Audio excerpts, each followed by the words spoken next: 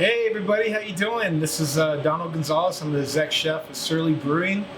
I am honored to be in your home today, cooking with you.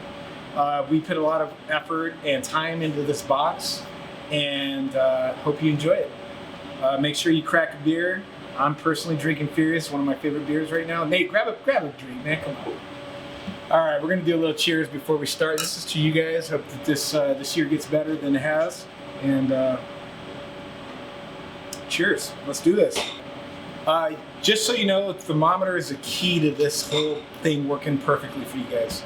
Everybody's ovens have different temperatures. Just want to make sure that you guys end up at your target temps. So I'm going to proceed to opening the box, show you what we're providing for this meal today, and I hope that you guys are going to enjoy it. All right. So the first thing we're going to do is we're going to start by roasting our turkey and our ham. So the idea is that you want to remove the lid. It's not oven safe, unfortunately, but what I will say is that the bottom is, and we created a system where the foil it's called in papiette. So we basically took parchment paper, buttered it. I know that doesn't sound too bad, but we buttered it and then we foiled it. So it's a nice airtight seal. We're going to take advantage of that butter basting it itself and the juices of itself. We're going to warm it up at 325-degree oven, so it's not too intense of heat, and it should come up to temp between, depending on your oven, how it's calibrated, if you're using convection or not, it's going to have an impact. But between, I would say, 15 to 30 minutes. I know it seems like a long stretch, but that's why we use these, because when you hit that target temperature, you're out. Same with the ham. We're going to do in papiette as well. So we wrapped it in the foil parchment butter, and we're going to go ahead and throw those in. Do not forget to take these out. That is key. All right? All right, cool. So first thing I'm going to do is I'm going to go ahead and lay this pentagram cranberry sauce into a container so it can start to get room temperature. It's really nice to get that out. This is some really beautiful stuff. So we have a local purveyor that we buy from called Great Child, and they do a great job, and they have this incredible Wisconsin cranberry, and I've never had a cranberry that I rolled my eyes back and said I gotta have this. But ever since I discovered this cranberry, I try to find a way to make it into every single fall menu, and it's in this menu today. I hope you enjoy it. We're also going to start warming up the gravy. We're going to start with that. So the gravy, if you notice, is really thick when it comes out. Don't be discouraged by that. That's actually a good thing because bones release gelatin, and that is a very, very good sign that you have a good stock. So we're really happy that it turned out really nice. And, so I put it over low heat. I think that gentle's good. If you put it too high, you're definitely going to scorch the bottom. If you're using non-stick pots or pans, that is a help. I would say that you're definitely not going to have to worry about things sticking to the bottom. You can maybe raise these a tiny bit more, but I highly recommend not using aluminum, but if you have to, it's fine. I also have directions for the microwave. Just follow the directions, keep heating it up until you get the desired temp. Stir it every so often to make sure it's homogenized temperature. You don't get a cold spot. I think that's really key. So I'm just going to continue by getting the cream spinach, the palm puree, and then we're going to talk about getting the stuffing warmed up, which is a little different. So what we're going to do now is we're just going to start setting up all the pans. I like to warm everything up together and just kind of like make sure it's all there and ready. You can always refresh it. If something gets too dry, you can definitely add to it. A little bit of moisture. So if you want to use a little bit of cream, milk, or water, I suggest water myself. Just keeps the flavors in check.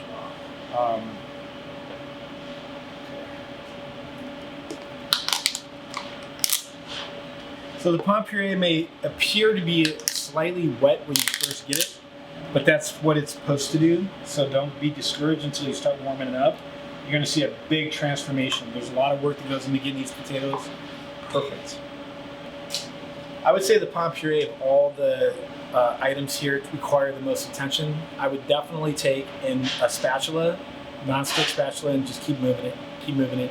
I would say probably every minute and a half, 2 minutes. It doesn't take more than, say, 5 minutes to warm up, so it's not a huge time commitment. I think you can warm all these sauces up, all the sides. I think within under 10 to 15 minutes, you could be totally done, plated, ready to go. If you have an additional oven off to the side, I'm not sure if that's a possibility. It's a great thing to hold your food at about 150 to 140 degrees. I say 140 is pretty good to handle, and you can just keep it warm in the oven. I think it's a good move. It's a chef trick to keep food nice and hot. So we're gonna go ahead and get these this stuffing into a pan, get it into the oven right away. I use the back of my delis. If you notice that we set up multiple small delis, medium delis, these sizes, we did this on purpose because we want you to gauge how much food you want to put out. Say you want to have leftovers for another day, you only have 4 people, blah, blah, blah. These are nice, plus they're great to use for storage. We just wanted you to have control of your meal because this is inevitably your special dinner. So I know that I'm a big freak of the leftovers for Thanksgiving. If I don't have leftovers, I don't know what I'm doing. So you can use the back of your deli to push down.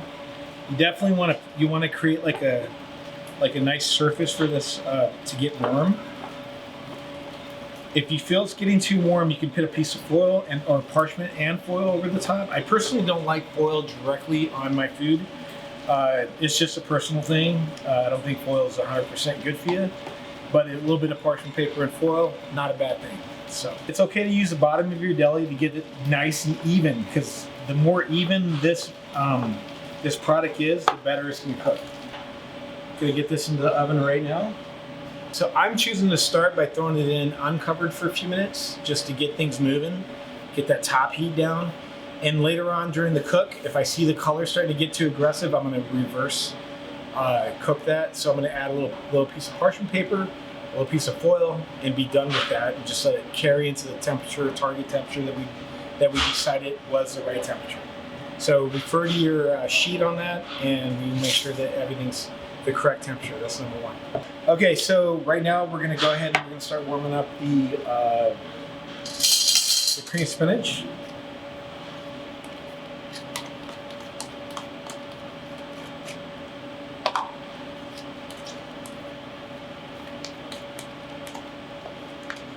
God, it smells so good. Nate, dude, unbelievable. It really does smell good. Yeah, nutmeg, white garlic. I mean, come on, man. 3 different cheeses, smoked Gouda. Come on. What are we talking about? All right, we have a few minutes while things get hot. Let's take advantage of this time. Stir every single one. So I put a spatula pretty much designated for every single item in that's cooking. So especially the pommes puree, you really want to work that. All right, so now it's go time. The turkey and the ham are going. It's nice and hot. It's exciting. So what we're gonna do is we're gonna take the pumpkin pie, JoJo's wonderful JoJo Company pumpkin pie, and I gotta say it's one of the best pumpkin pies I've ever had, if not the best.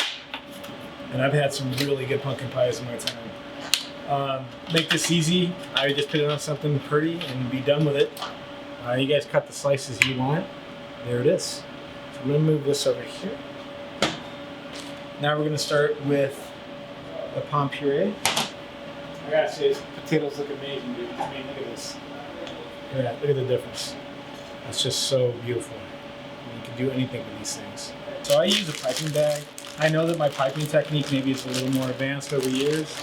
Definitely feel free to just ladle it in to any dish. Do not feel you have to. I didn't add butter to this in case you want to reduce your calorie intake, but feel free to top it with a little bit of warm butter, whatever you like.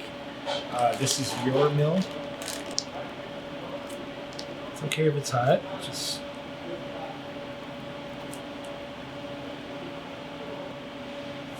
put a little butter over the top. I think it'll look beautiful. And do yourself a favor. Do not grab the handle of the pan. Then you put the the stuffing in because you will be reminded how hot it is, and I don't want anybody to get injured, so be very careful. This one's very straightforward.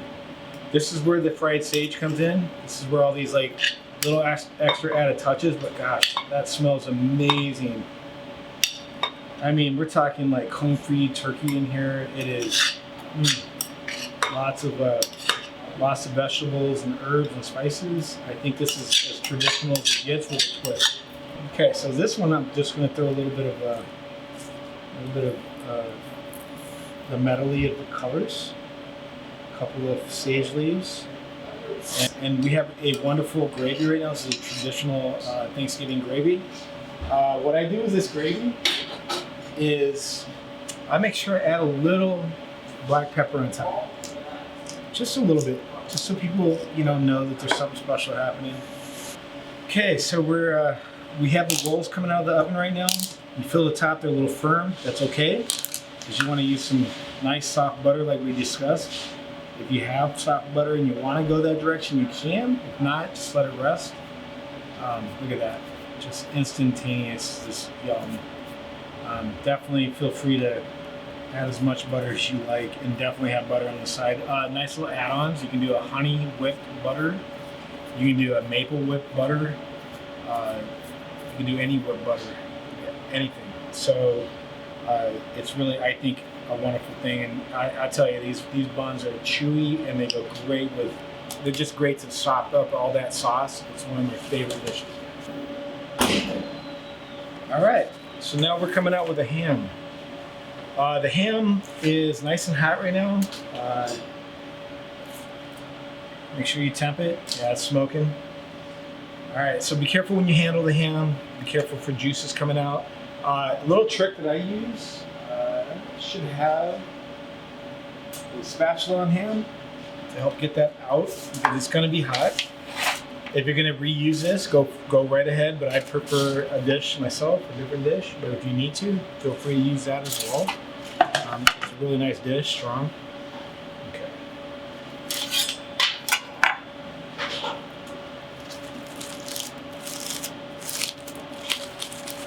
So this unpop the reason why I chose to do that is because it traps all the steam, the juice, everything. You don't lose the moisture that we all work so hard. Tom's ham here is just spectacular, and we don't want to lose any of that. So look at that, that's just unbelievable. Definitely, if you want to, get a little crazy, you can add that juice to, to the top of this as well. I hope you enjoy it. I'm going to add a little bit of this juice to the top. I think the juice is unbelievably delicious. Usually, you want to make sure you wait probably about 10 to 15 minutes in between the cook. Just let it sit. Just let that juice sit and suck up. It'll do it. Trust me, it'll be amazing. It'll be worth the wait. All right, now for the grand finale, the turkey. Now the turkey can go through another variation. It's up to you guys. If you want the crispy skin thing, definitely I would suggest putting it under a broiler with some butter basting. It's a nice touch. You definitely can do that. I put it back in the oven for a few minutes, exposed like this.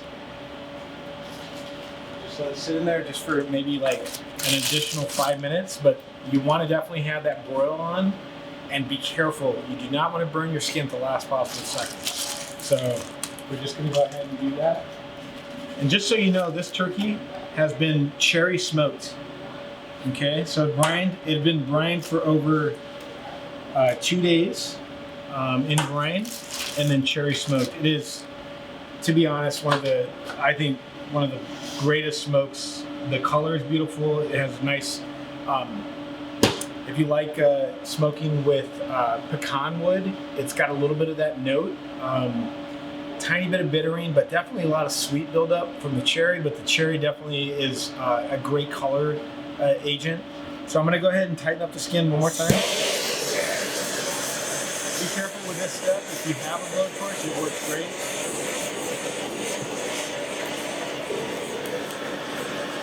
If this is not a feast, I hope you guys enjoy what we provided for you today.